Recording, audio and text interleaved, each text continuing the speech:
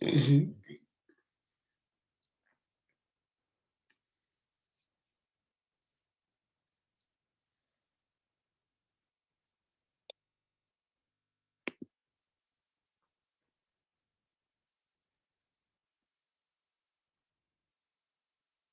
we'll read the shloka number 43, first chapter. Utsana kula dharmana Manusyanam Janardana Narake Niyatam Vaso Bhavatitya Anushushusma. So Arjun भगवान को कह रहे हैं, हे Janardan, O maintainer of the people, I have heard by disciplic succession that those whose family traditions are destroyed dwell always in hell. तो यहाँ पे भगवान का जो नाम है वो यूज किया है जनार्दन. ये यहाँ पे है जनार्दन. जनार्दन यानी सबका पालन करने वाले, सबका जन का, सभी लोगों का ध्यान रखने वाले, पालन करने वाले. हाँ, भगवान को और भी कहते हैं ना, ओ पालन हारे, हाँ, ओ निर्गुण न्यारे, तुम बिना हमारा कौन नहीं. तो ये है हमारे जनार्दन.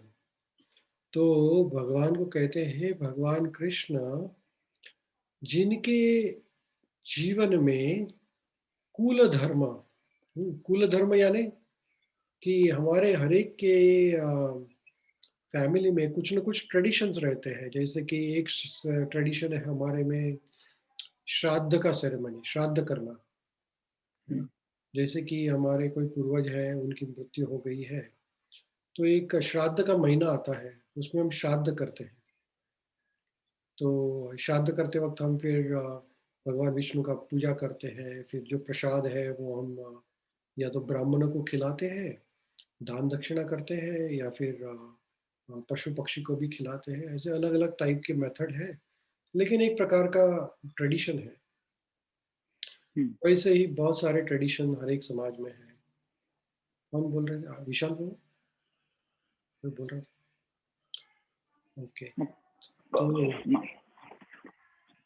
तो यहाँ पे अर्जुन भगवान को कहते हैं, Arjuna bases arguments not on his own personal experience, but of what he has heard from authorities. That is the way of receiving real knowledge. One cannot reach the real point of factual knowledge without being helped by the right person who is already established in that knowledge.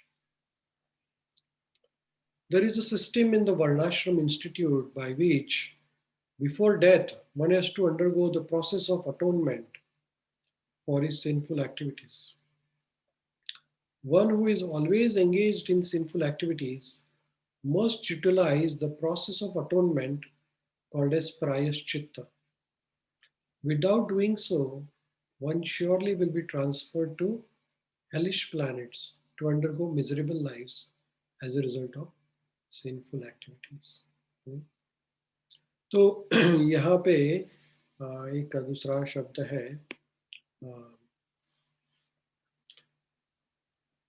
अनुशुश्रमा, heard by disciplic succession. तो अर्जुन ने सुना है उनके दादा परदादा या जो भी उनके फैमिली ट्रेडिशन में जो भी है, कि अगर हमारे फैमिली ट्रेडिशन डिस्ट्रॉय हो जाएगी तो फिर उसको नरक में जाना पड़ेगा. हेल, नरक. यहाँ पे और शब्द है नरके नियतम वासो. तो ऑलवेज, नियतम यानी ऑलवेज, तो हमेशा और नरक में जाना पड़ेगा. क्यों? तो देखिए अर्जुन कह रहे हैं कि अगर मैंने युद्ध किया और वहां युद्ध में सब सैनिक मर गए, सब सैनिक मर गए, तो फिर उनके बच्चों का ध्यान कौन रखेगा?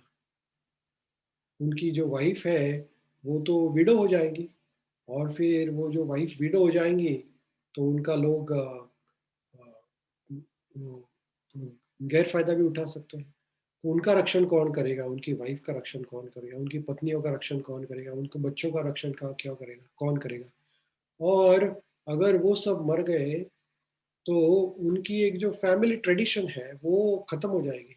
हाँ, हम क्योंकि घर में कोई बड़ा ही नहीं है ध्यान रखने वाला, और बच्चे भी अनाथ हो गए, तो फिर घर का ध्यान कौन रखेगा? तो ऐसे वक्त जो ट्रेडिशन डिस्ट्रॉय कर देता है उसको नरक में जाना पड़ता है।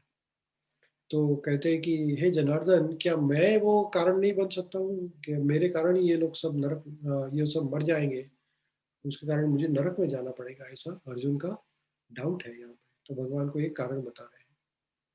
फिर आगे अर्जुन भगवान को कहते हैं कि अहो बात महात पापम कर्तुं व्यवसिता वयम् यद राज्य सुख लोभेन हन्तुं स्वजनम उद्यता।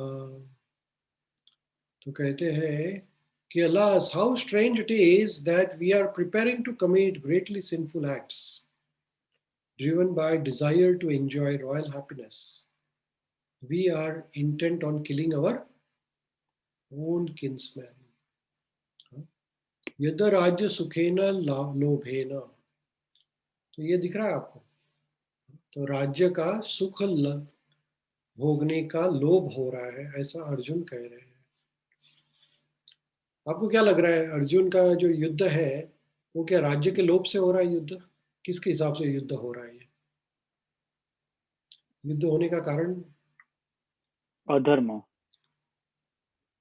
धर्म और अधर्म की युद्ध हो रहा है, इसलिए हो रहा है। हरे कृष्ण। उज्जवल जी वेलकम। उज्जवल जी वेलकम आपको, आपकी आवाज हरे नहीं आ कृष्ण। रही। हरे कृष्ण। ठीक है, वेलकम वेलकम। तो हम श्लोक नंबर 44 पढ़ रहे हैं, पहला श्लोक का। तो अर्जुन भगवान को कह रहे हैं कि हे अर्जुन, हे भगवान, हम ये युद्ध करने के लिए तैयार हो गए हैं। किस लिए? तो राज्य का सुख की लाभना से, लोभ से। लेकिन युद्ध उसके लिए नहीं हो रहा है। ऐसा नहीं था कि पांडवों को युद्ध राज्य चाहिए था। वो लालच नहीं थे, वो तो अपने हक के लिए लड़ रहे थे, और धर्म और अधर्म का युद्ध था ये। लेकिन अर्जुन कुछ अलग ही समझ रहे हैं, और ये दूसरा एक कारण दे रहे हैं कि मैं युद्ध क्यों नहीं करना चाहता हूँ। तो कहता है कि मुझे कोई राज्य का लोभ ऐसा कुछ नहीं है, तो क्यों इनको मारना है? तो Santosh Prabhu, can you read this?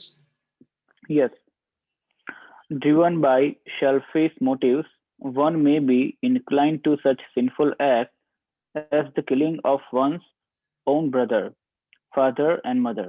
There are many such instances in the history of the world, but Arjuna, being an saintly devotee of the Lord, is always conscious of moral principles and therefore takes care to avoid such activities. तो अर्जुन भगवान को ये कारण दे रहे हैं कि मैं युद्ध क्यों नहीं करना चाहता हूँ। तो कहते हैं कि ये एक बहुत बड़ा पाप हो जाएगा मेरे से। हाँ, और एक लोभ से, राज्य के लोभ से मैं क्यों अपने खुद के सगा संबंधी को मारूं? तो अर्जुन के कारण तो बहुत सारे हैं यहाँ पे। पहले तो कारण दे रहे हैं कि ये मेरे पिताजी, दादाजी है, मेरे भाई है, बहन है, उनको मारना नहीं है। उनको मारूंगा तो मुझे लाभ क्या तो मिलेगा, है ना? और दूसरा ये कह रहे हैं, हरे कृष्ण प्रतीक, वेलकम। हाय। हरे कृष्ण। सो अर्जुन पहले तो कह रहे हैं कि ये मेरे सगा संबंधी को मैं नहीं मार सकता हूँ। दूसरा कारण ये दे रहे हैं कि अगर इनको मार दिया तो ये उनके बच्चों का, उनके फैमिली का कौन ध्यान रखेगा? तीसरा कारण ये दे रहा है कि अगर वो मर गए तो उनकी फैमिली ट्रेडिशन खत्म हो जाएगी। If family tradition is finished, it will lead to hellish life, and then that will lead hell, sinful activity for the person who is committing these activities. And now here is saying that another reason he's giving is that why should, just for the sake of kingdom, should I kill family and friends? So if one does not know the history of Mahabharata, then all the arguments of Arjuna looks real actually, isn't it? If you don't know the history of Mahabharat and Arjuna is giving all these reasons not to fight, isn't that Arjuna is right here? If you do not know the history, right? But one who knows the history can understand that Arjuna is giving false arguments for not fighting. Basically, जब हमारे जीवन में emotion बहुत हावी हो जाए तो वो लॉजिक को डिफीट कर सकता है. तो अर्जुन का इमोशन इतना पावरफुल है. अभी he is becoming compassionate, and when we become too much emotional then sometimes our decisions go wrong. Is it right or wrong? कोई बोल नहीं रहा है. Right.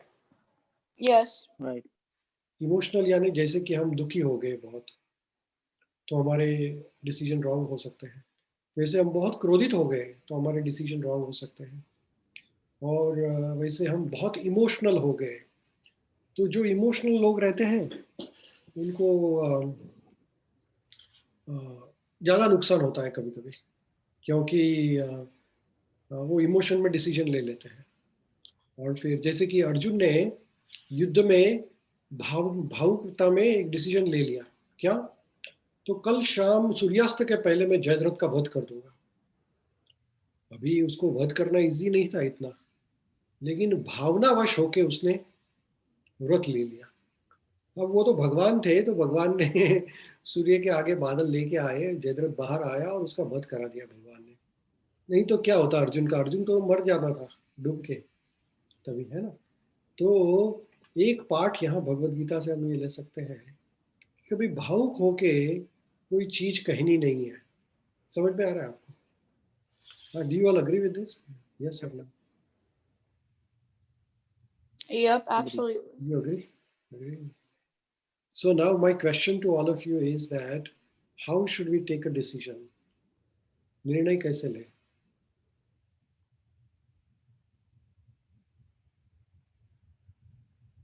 Usually, Go ahead, Pratik ji. no, you can go ahead. Okay. Ujjwal ji, you want to say something? Logical thinking के through ले सकते हैं वैसे तो, अगर इमोशनली नहीं लेना है तो. अच्छा, ठीक है. तो लॉजिकली यानी अर्जुन लॉजिकली सोचता कि मैं ये करूंगा तो मुझे ये मिलेगा, वो करूंगा तो वो मिलेगा. लॉजिकली से मेरा मतलब है प्रशांत जी कि धर्म की अगर उसको देख रक्षा करते हुए अगर वो सोचता है तो फिर तो सही करता, फिर तो पीछे नहीं हटना चाहिए था, जो पीछे का पास्ट है उसके हिसाब से. ठीक और है. अगर इमोशनल होता है तो फिर तो वो अपनी बात सही कह रहा है. तो देखिए अर्जुन भावनावश हो गए हैं बहुत. जब हम भावनावश हो जाते हैं तो हमारा हृदय है थोड़ा दुर्बल हो जाता है, हमारा हृदय थोड़ा वीक हो जाता है और हमारी डिसीजन लेने की पावर थोड़ी कमजोर हो जाती है. फिर क्या करना चाहिए ऐसे वक्त? तो कभी भी डिसीजन लेना है तो एक गुरु या गाइड हमारे साथ होना चाहिए. तो जैसे कि भगवान के साथ कृष्ण, अर्जुन के साथ भगवान थे, कृष्ण थे. तो भगवान ने ये देखा कि अर्जुन गलत रास्ते पे जा रहा है, तो हम अपने बलबूते पे कितने भी डिसीजन ले उसमें कोई गारंटी नहीं है. लेकिन अगर हम भगवान के मार्गदर्शन के हिसाब से चले, हमारे जीवन में भगवान की हाजिरी बहुत जरूरी है.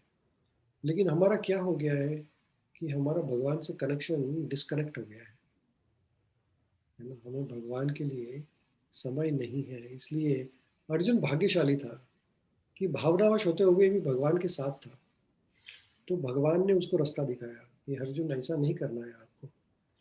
तो हमारे हृदय में भगवान हाजिर है, लेकिन प्रॉब्लम ये है कि हमारा परमात्मा से डिस्कनेक्ट हो गया है. इसलिए हमें अंदर की आवाज भी नहीं सुनाई देती कभी कभी, है ना. बात सही है गलत है?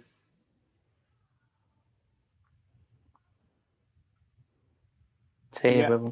तो ये तो भगवान True. कभी कभी अंदर से आवाज देते हैं कि हे ऐसा मत करो आप, लेकिन हमारा ये बात है कि हमारा भगवान से कनेक्शन डिस्कनेक्ट हो गया, तो ये प्रॉब्लम है। तो अर्जुन जैसे भगवान के संपर्क में सतत थे, ऐसे हमें भगवान के संपर्क में सतत रहना है।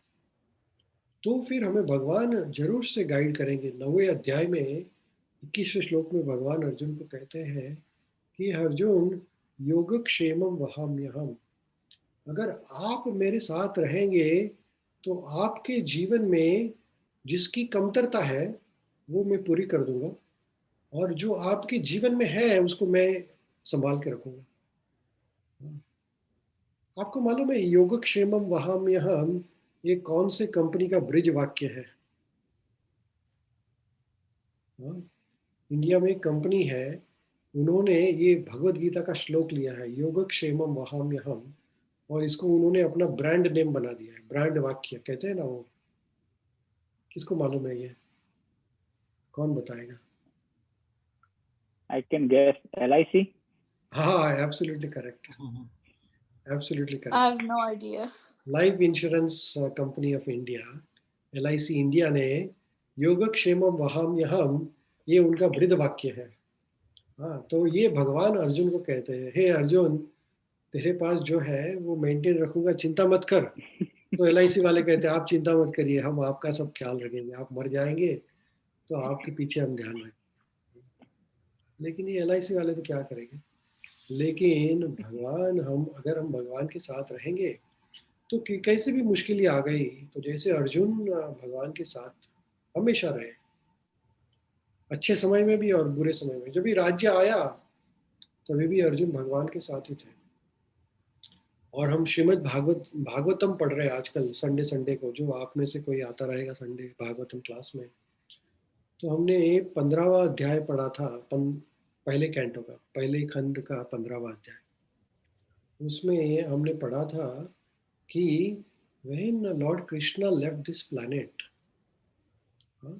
at the end of Dwapar Yuga, and when Arjuna and King Yudhishthir heard that Lord Krishna has left the earthly planet, they immediately decided that there is no point in staying here anymore. They wanted to go with Krishna, so left their kingdom and went for exile to do tapasya. तो भगवान की तपस्या करने के लिए निकल गए कि भगवान नहीं है तो राज्य का भोग करके क्या फायदा। तो इसका मतलब ये है कि हमें हमेशा भगवान के संपर्क में रहना बहुत जरूरी है। सुबह से लेकर रात तक हमारा पल ऐसा न जाए कि हम भगवान को याद न करें। तो हर एक जीवन में, हर एक समय, हर एक क्षण भगवान को याद करते रहे। तो ऐसे मुश्किल के समय में भी अब अर्जुन भावुक हो गया, लेकिन भगवान ने उसको बचा लिया। हाँ, तो ऐसे हमारे जीवन में भी भगवान हमें बचा लेंगे, हमारा गलत डिसीजन रुक जाएगा। तो फिर आगे भगवान कहते हैं, फिर अर्जुन संजय कहते हैं 1.46 संजय उवाच एवं उक्त्वा अर्जुन संख्ये रथोपस्थ उपाविशत् विसर्ज्य सशरं चापं शोकसमविघ्नमानसः। सो संजय जो असिस्टेंट है धृतराष्ट्र के, तो Sanjay is saying this to Dhritarashtra. Arjuna having spoken thus spoken on the battlefield, cast aside his bow and arrow and sat down on the chariot, his mind overwhelmed with grief. तो ये अर्जुन हताश हो गए हैं और अपना गांडी व बो उन्होंने साइड में रख दिया है और वो शोक मग्न होके बैठ गए। तो गांडी साइड में रख दिया। देखो युद्ध भूमि में खड़े हैं, दोनों साइड सेनाएं तैयार है, और यहाँ पे अर्जुन क्या कर रहे हैं? शोक कर रहे हैं, है ना। यहाँ लिखा है शोक समविघ्न मानसा। ऐसे तो किसी की मृत्यु हुई नहीं है अभी तक। हुई है किसी की मृत्यु अभी तक? अभी तो युद्ध शुरू होने वाला है। हम कभी शोक करते हैं जब भी कुछ हमारा एक्चुअल में हो गया है। हाँ, कुछ हमारा लॉस हो गया है, हमारा जॉब चला गया है, हमारे फैमिली में किसी को बीमारी है, कुछ तकलीफ है, तो हमें शौक होता है। यहाँ पे तो ऐसा कुछ हुआ भी नहीं है, फिर अर्जुन दुखी क्यों है? कौन बताएगा अर्जुन का दुख का कारण क्या है? Because he's going to kill their own family members. जो मुझे इसका सच आंसर देगा उसको एक गिफ्ट मिलेगा। अर्जुन के दुख का कारण क्या है? Because he doesn't want to kill his family for no reason and he loves them. Okay, anybody else? The right answer. He is thinking that he is going to kill his own family member, and actually he don't want all of this, like all rajyas and all that stuff, right? Okay. But even though he need to kill, and he thinks that this is a sinful activity. Okay. So that's why he's actually But those are the eliminating. reasons. Those are the reasons. But karan, like a main mood karan. Because he was scared. Okay, आशीष प्रभु? वो इसलिए क्योंकि वो अर्जुन अभी state में है कि वो सोच रहा है कि ही इज द डूअर, उसको ये नहीं पता कि he is not the doer, अभी अपने आप पे चार्ज ले रहे हैं इसलिए। Very good, very good. हमारे उज्जवल प्रभु और विशाल प्रभु क्या कह रहे हैं? विशाल प्रभु?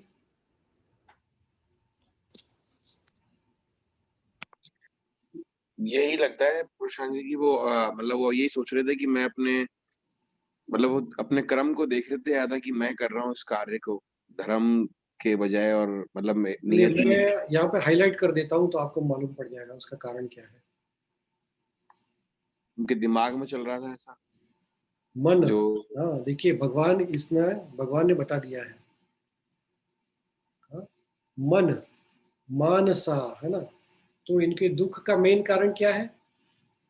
मन। तो मन है ना? देखिए मन जो है हमारा, ये हमें सुखी भी कर सकता है और दुखी भी कर सकता है। बात सही है गलत है? सही है। हाँ? तो इनका जो मन है, इन्होंने मन में ऐसी कहानी बना दी, अनगढ़न कहानी। ये करेंगे तो वो हो जाएगा, वो हो जाएगा, वो हो जाएगा, बच्चे मरेंगे, बच्चों का ध्यान कौन रखेगा, वाइफ का ध्यान कौन रखेगा, फैमिली ट्रेडिशन खत्म हो जाएगी। ऐसा कुछ हुआ ही नहीं है अभी तक। लेकिन उनका दुख का कारण क्या है? उनका मन है। तो ये मन जो है, ये जो मन लिखा है ना शब्द यहाँ पे भी है, देखो मन, मानसा। तो अर्जुन के दुख का कारण उनका मन है, क्योंकि इनका मन जो है, माइंड जो है, वो कंट्रोल में नहीं है। तो जब माइंड अनकंट्रोल होता है तो क्या होता है? तो वो ऐसे ऐसे विचार करने लगता है जो होने वाले नहीं है कभी, है ना? जैसे कि किसी का मन कंट्रोल में नहीं है तो वो डिप्रेशन में जा सकता है वो आदमी। ऐसे तो डिप्रेशन को कोई कारण नहीं है, लेकिन उसका मन जो है ऐसी गलत गलत चीजें सोचने लगता है, तो उसका मन उसको डिप्रेशन में लेके जाता है। और जिसका मन कंट्रोल में है वो, फिर वो तो दुनिया जीत सकता है ना? तो ये मन जो है हमारा मित्र भी बन सकता है और ये मन शत्रु भी बन सकता है। तो अभी अर्जुन की हालत, यही सिचुएशन है, ये सिचुएशन में उनका मन मित्र है या शत्रु है? शत्रु। Is the शत्रु mind है। friend or enemy of Arjuna?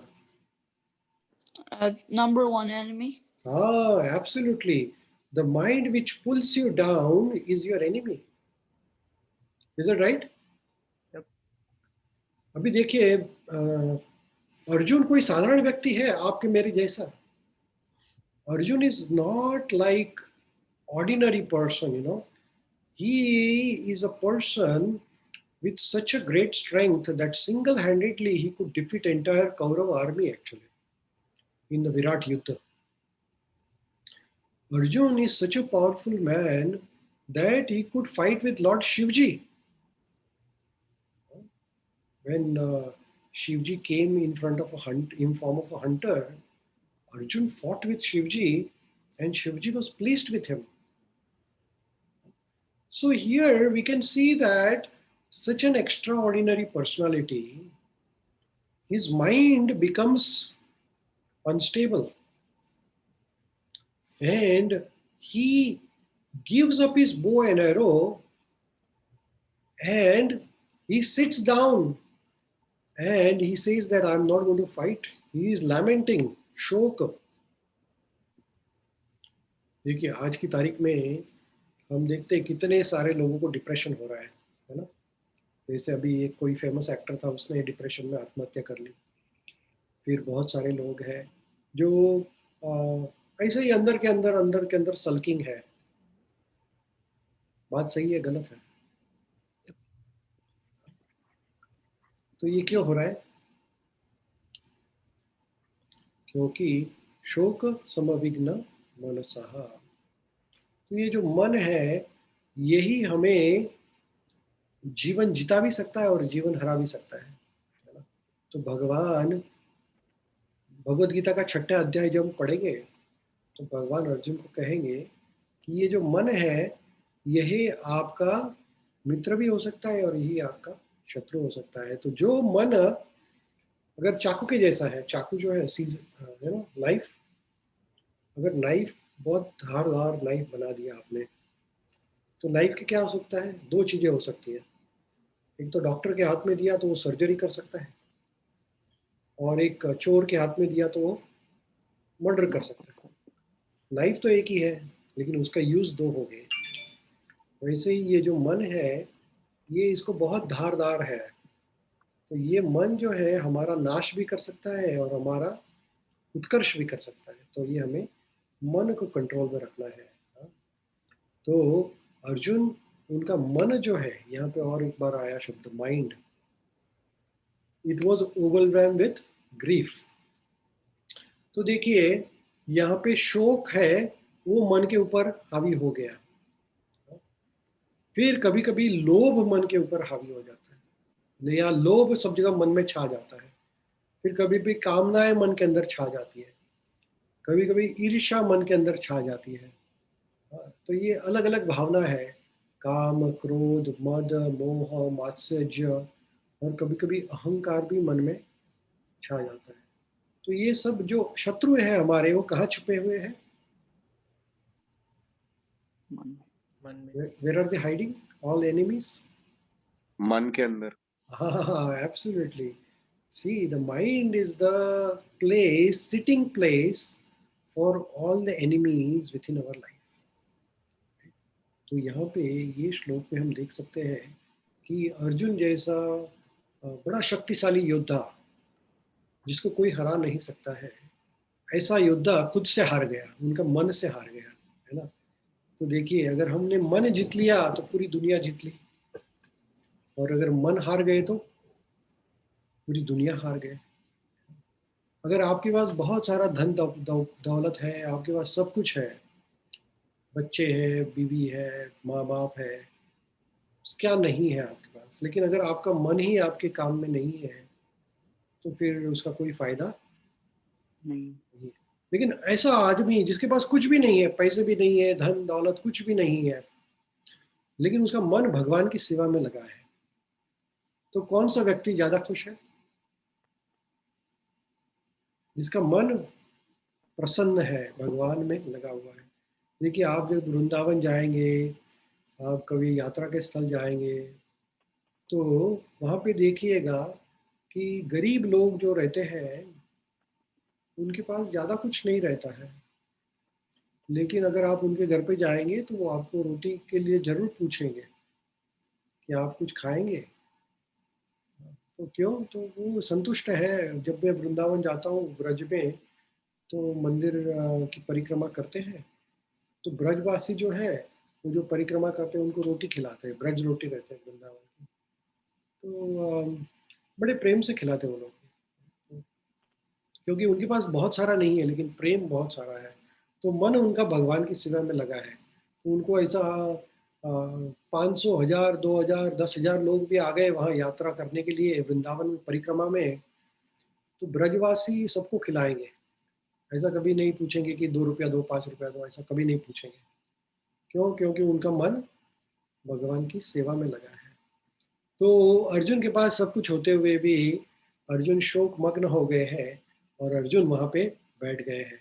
तो ऐसे ये पैराग्राफ, लास्ट पैराग्राफ ये चैप्टर का, तो आशीष प्रभु आप पढ़ सकते हैं।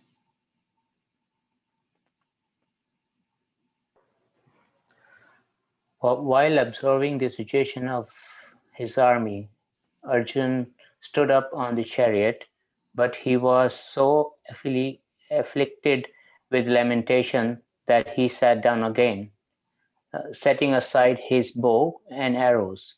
Such a kind of soft-hearted person in the devotional service of Lord is fit to receive self-knowledge. हाँ, देखिए ये बहुत इम्पोर्टेंट प्रभुपाद जी यहाँ पे कह रहे हैं कि भगवान ने अर्जुन को भगवत गीता सुनाई, तो ये है कि विनम्रता और हम नम्रता, हम्बलनेस, तो ये बहुत ज़रूरी है। तो ये फर्स्ट क्राइटेरिया है भगवान की भक्ति पाने के लिए। Thus ends Bhaktivedanta purport of first chapter of Srimad Bhagavad Gita in the matter of observing the armies on the battlefield of Kurukshetra. ये जो फर्स्ट चैप्टर है उसको अर्जुन विषाद योग कहते हैं। विषाद यानी कि दुख, तो दुख, और योग यानी क्या? कौन बताएगा? योग यानी Union. हाँ, वेरी नाइस करेक्शन। हाँ, यूनियन। तो यहाँ दुख में भी भगवान के साथ जुड़ना। तो देखिए अर्जुन दुखी थे, लेकिन वो भगवान के पास गए, किसी और के पास नहीं गए। तो ऐसे तो दौड़ के, ऐसा दुख होता तो युधिष्ठिर महाराज के पास भी जा सकते थे, कह सकते थे कि हे भगवान, हे कृष्ण, मेरा अर्जुन, मेरा रथ युधिष्ठिर महाराज के पास लेके जाओ, और युधिष्ठिर महाराज के पास जाके रोते थे। ऐसा भी हो सकता था उनके लिए, क्योंकि उनके बड़े भाई थे। लेकिन ऐसा नहीं किया, उन्होंने भगवान कृष्ण को ही अपना सर्वस्व मान के उनके सामने अपने दिल की जो भी बातें हैं भगवान को कही।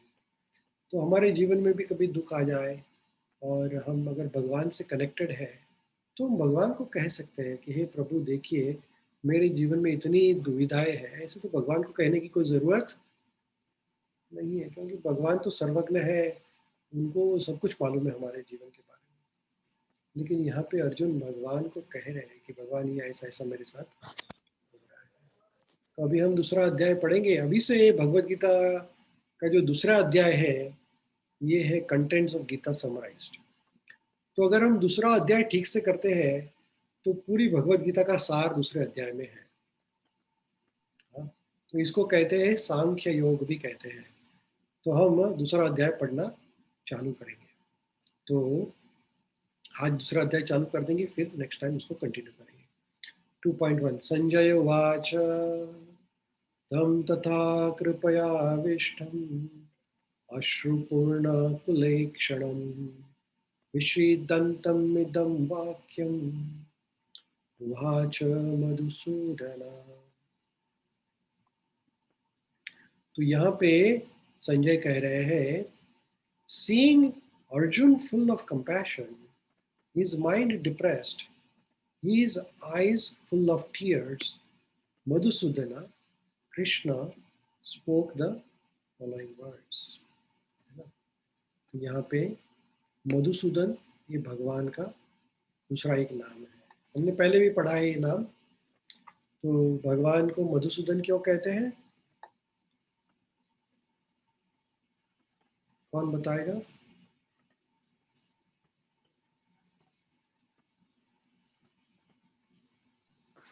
वो मधु राक्षस का वध किया। हाँ, हरे कृष्ण। मुझे बहुत बढ़िया। प्रशांत जी, मुझे एक डाउट है। बोलिए बोलिए प्रभु।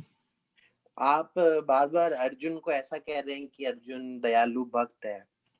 मुझे लगता है दयालु से ज्यादा वो कंफ्यूज था। हाँ, ये तो बात सही है, कंफ्यूजन। और अभी तक उसको कृष्ण भगवान की महिमा का आइडिया नहीं है। Correct, absolutely correct. अभी तक तो उसको ये नहीं पता कि ये भगवान है। उसने इनसे जो डिस्कस किया वो एज अ फ्रेंड डिस्कस किया। Correct, absolutely correct. उसको और सभी को, सभी पांडवों को भगवान दर्शन भी देंगे, हाँ हाँ, ऐसे बहुत सारे चमत्कार भी किए, पर उनको कभी समझ में आया ही नहीं कि वो भगवान है, जबकि भगवान उनके साथ ही थे। वो क्षणभंगुर था, आया भूल गए, आया भूल गए, ऐसा मुझे ऐसा लगता है। नहीं देखिए, आप कह रहे हैं वो बात सही है कि यहाँ पे अर्जुन अभी तो भगवान से मित्र के हिसाब से ही बात कर रहे हैं, है ना? तो अर्जुन का और भगवान का रिलेशन जो है वो पहले तो उनके बुआ जी के पुत्र हैं, दूसरा है कि ये उनके मित्र भी मित्र के जैसे ही है, सखा के जैसे ही है। और अभी जो है, अभी वो दुख में एक किसी को हम हमारा दुख कहते हैं, हाँ, तो उसको हम एक सॉर्ट ऑफ काउंसलिंग या क्या करते हैं, शेयरिंग कहते हैं, एक प्रकार का अपना दुख शेयर कर रहे हैं। और जो भक्त की बात कही आपने या उनके हृदय की बात कही, तो आपने कहा कि वो कंफ्यूज्ड है, ये बात तो सही है। लेकिन कंफ्यूज्ड लोग दो प्रकार के रहते हैं। एक प्रकार के जो कंफ्यूज लोग रहते हैं वो है बहुत नम्र रहते हैं, यानी उनको मालूम है कि मैं कंफ्यूज्ड हूँ, और वो दूसरे के पास जाके कहते हैं कि नहीं, मैं रियल में कंफ्यूज्ड हूँ, मेरी कुछ मदद कीजिए। और दूसरे प्रकार के कंफ्यूज्ड है वो जो उनको मालूम ही नहीं है कि वो कंफ्यूज्ड है ना? तो जो रियलाइज्ड रहते हैं वो कंफ्यूज्ड, वो क्या करते हैं, तो गुरु के पास जाते हैं या फिर कोई महात्मा के पास जाते हैं, माता पिता के पास जाते हैं, बंधु के पास जाते हैं और कहते हैं कि प्लीज़ हमें हेल्प करिए। तो इसको कहते हैं विनम्रता। तो ये भक्त की बहुत बड़ी क्वालिटी है। यहाँ पे अर्जुन अभी भगवान को भगवान नहीं मान रहे हैं, लेकिन ये भक्त की एक क्वालिटी है। जैसे कि आपको कोई सेना में भर्ती होना है, तो आप पे कुछ क्वालिटी चाहिए तभी सेना में लेंगे, नहीं तो नहीं लेंगे, है ना? वैसे आपको भक्त होने के लिए कुछ आप में कुछ इनबॉर्न थोड़े क्वालिटीज रहते हैं, गुण रहते हैं। वो गुण से आप जरूर भगवान के पास आकर्षित हो जाते हैं। जैसे कि अभी हम देखते हैं तो लेडीज जो रहती है, माता जी, इंडिया में आप जाएंगे तो कोई भागवत सप्ताह चल रही है या मंदिर है, तो वहाँ माता जी या लेडीज बहुत ज्यादा रहती है जेंट्स के हिसाब से। तो उसका कारण क्या है? तो लेडीज ये हृदय उनका पहले से ही कोमल रहता है, बच्चों का ध्यान रखना, फैमिली का ध्यान रखना, माता पिता का ध्यान रखना, हस्बैंड का ध्यान रखना। तो ये एक सेवामय स्वभाव ही है उनका, माता जियों का। इसलिए भक्ति में लेडीज सबसे आगे रहती है। राधा रानी, सीता माता, ये सर्वश्रेष्ठ भक्त है। क्यों? क्योंकि उनके पास ये क्वालिटी जन्म से ही है। हाँ, उनको कोई प्रयत्न करने की जरूरत नहीं है इसके लिए। इसलिए ये माताएं हैं, ये बहुत बड़ी बड़ी भक्त रहती है। क्यों? पुरुष में थोड़ा सा अहंकार रहता है।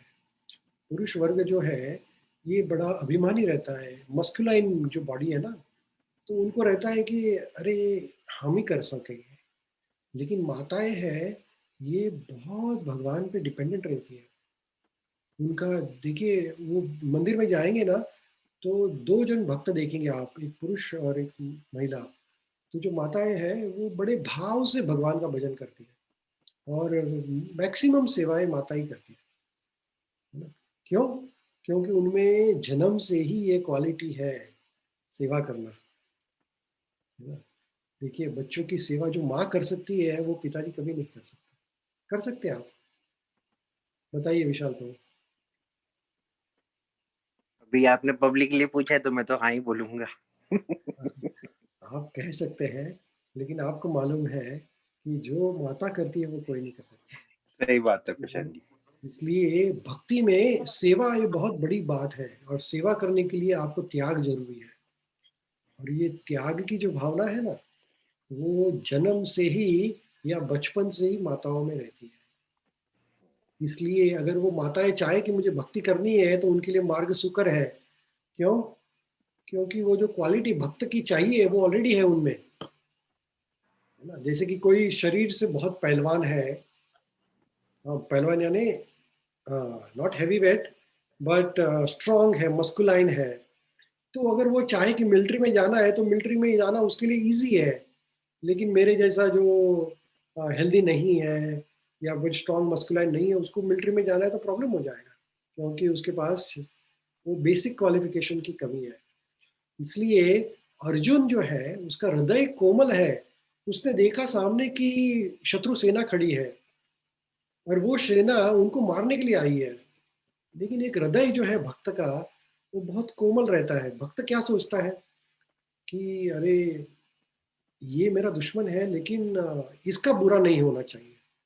जो भक्त रहता है वो न शत्रु या न मित्र किसी का बुरा नहीं चाहेगा। ये बेसिक मैं कुछ बोलूं? बोलिए प्रभु। मैं आपकी बात नहीं काट रहा, हाँ पर हाँ मैं ये बात बोलना चाहता हूँ, ये वही अर्जुन है जिसने विराट राजा के यहाँ पे सारे के सारी सेना को हराया था। हाँ तो हाँ मुझे लगता है अभी जो इसकी दया निकल रही है वो इसकी इमोशन स्टेट की वजह से है, क्योंकि ये कंफ्यूज्ड है, डिप्रेस्ड है। इसको अभी इस समय दया जो भाव आ रहा है वो इस समय इसलिए आ रहा है, जबकि अर्जुन खुद एक बहुत बड़ा योद्धा है और ज्ञानी है, नर स्वरूप है, इंद्रदेव का औरस है, तो डेफिनेटली वो तो अच्छा देव पुरुष ही है। लेकिन इस समय जो ये भाव है वो तो अभी आउट मैं ऑफ। एक आपको सीक्रेट बात बताता हूँ। हाँ, हाँ ये बहुत सस्पेंस बात है। हाँ, ये गुह्यतमम इति आख्यातम गुह्यतमम। हाँ, तो हाँ, मैं आपको जो बात बताने जा रहा हूँ वो बहुत सीक्रेट बात है। सुनिए आपको ये बात। मैं ध्यान से सुन रहा हूँ।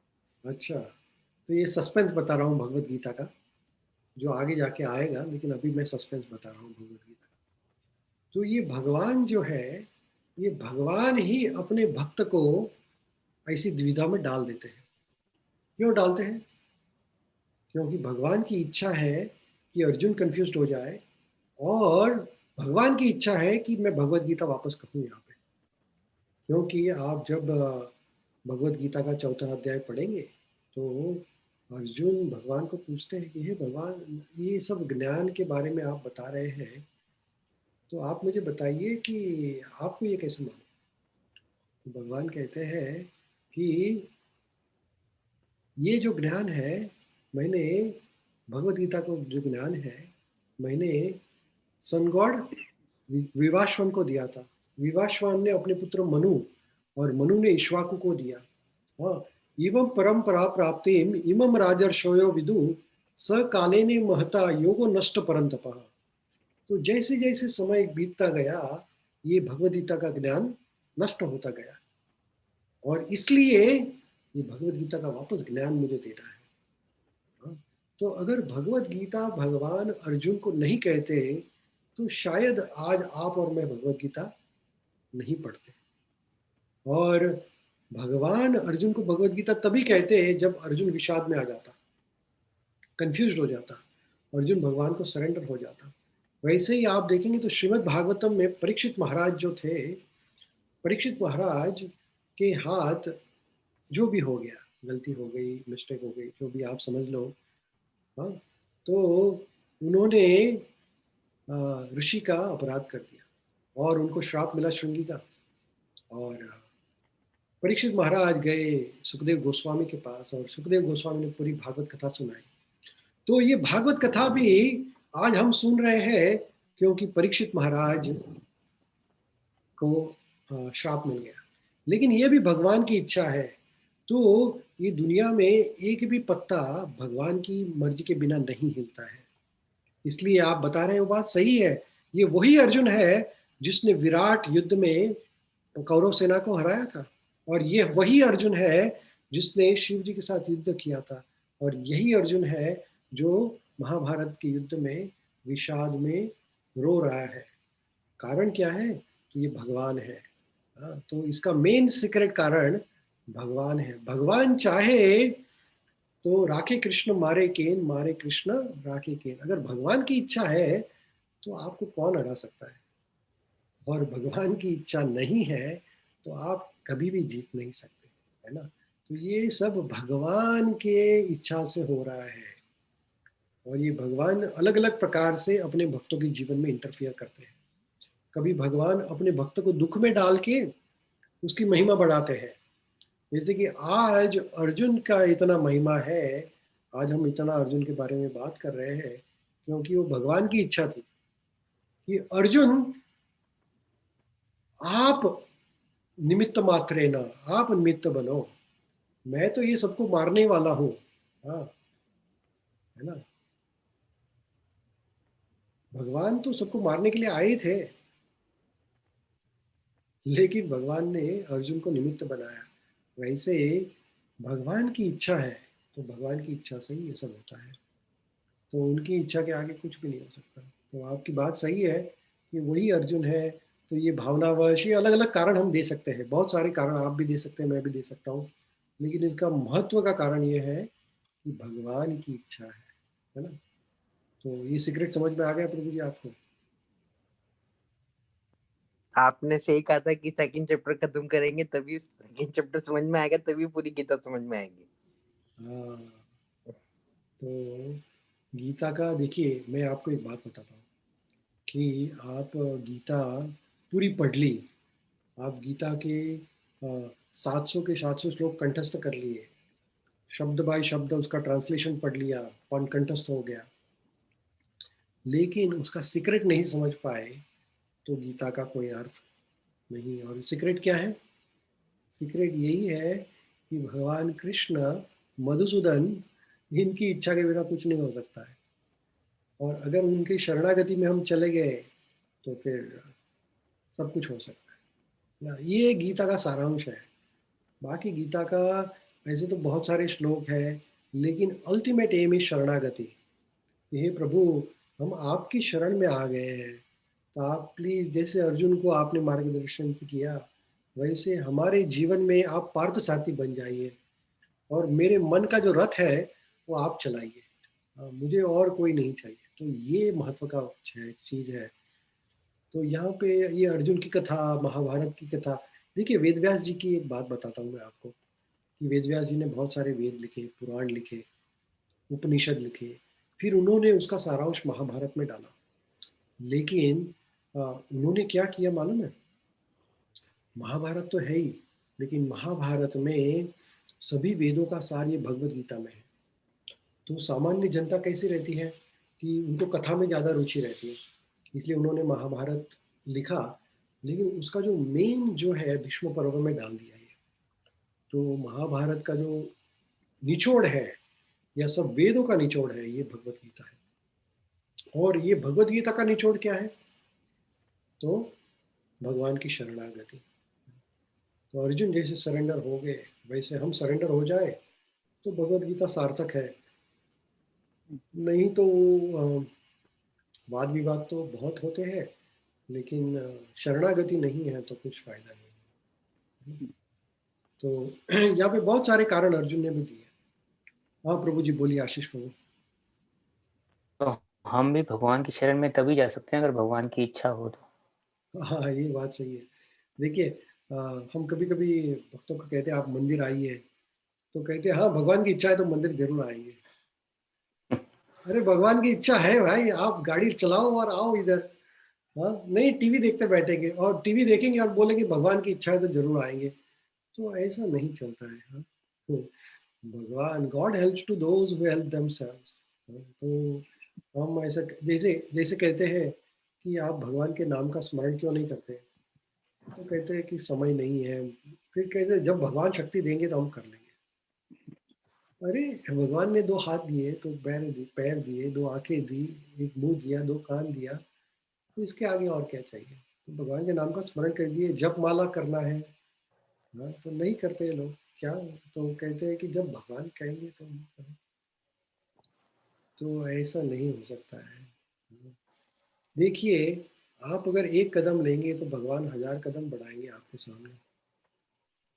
हाँ, ये मेरा थोड़ा बहुत अनुभव है, ज़्यादा अनुभव नहीं है, लेकिन थोड़ा बहुत मेरा जो एक्सपीरियंस है वो मैं शेयर करता हूँ, कि आपको सिर्फ एक कदम उठाना है।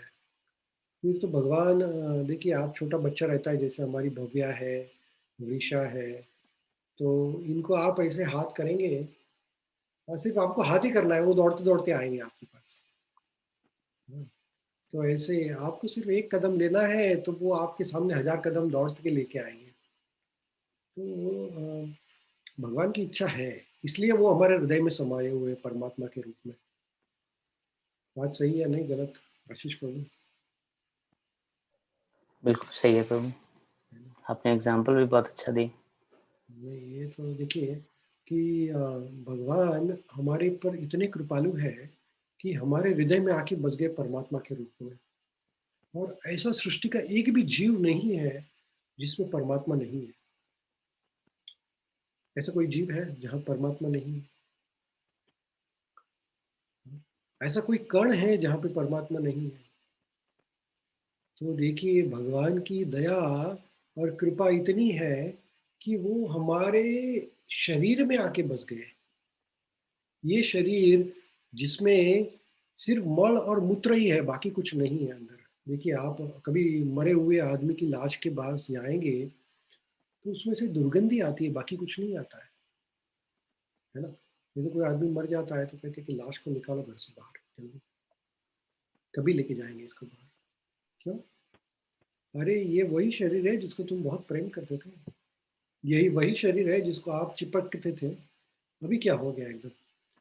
तो ये शरीर जो है इसमें मल मूत्र के सिवा कुछ नहीं है, इसलिए वो बास आती है उसमें से।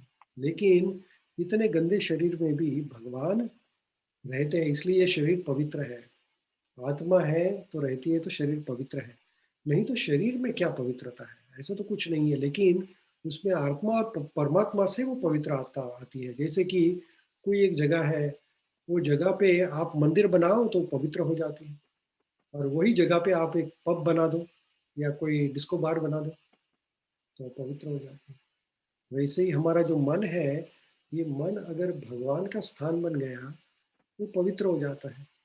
और यही मन अगर हम गलत चीजों में लगा दें तो ये अपवित्र हो जाता है।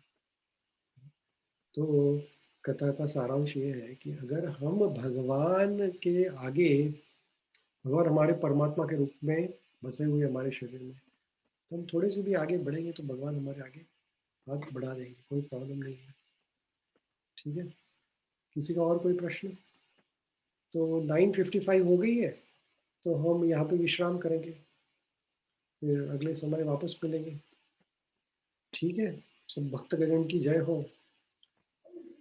अभी हमारे नील प्रभु का वेडिंग एनिवर्सरी आ रहा है, तो आप कहाँ गए? नील प्रभु हमारे चले गए हैं? नहीं। तो सब लोग इनको हार्दिक बधाई यहाँ पे वर्चुअली दे दो। नील हार्दिक बधाई है तुम्हें।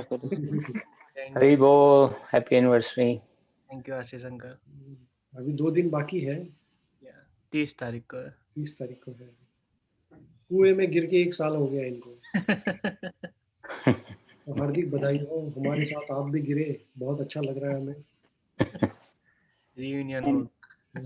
31st को विशाल भाई की है। कभी है? 31st। 31st? अरे वाह प्रभु जी, विशाल प्रभु। हाँ कृष्ण जी। तो क्या वो ड्राइव बाय पार्टी रखा है कि नहीं? कुछ घर से नहीं कृष्ण जी, मैं तो मंदिर सोच रहा था। कुछ पैकेज वगैरह डिस्ट्रीब्यूट करने के लिए हम ड्राइव करेंगे आपके घर के आगे से। ठीक है प्रशांत जी, ये ठीक है। हाँ, उस दिन पर संडे है प्रशांत जी। नहीं हम ड्राइव करके आएंगे आपके, संडे मंडे हमें क्या फर्क पड़ता है। ठीक है प्रशांत जी, हम तो प्रसाद लेने के लिए कहाँ भी चले जाते हैं। ठीक है।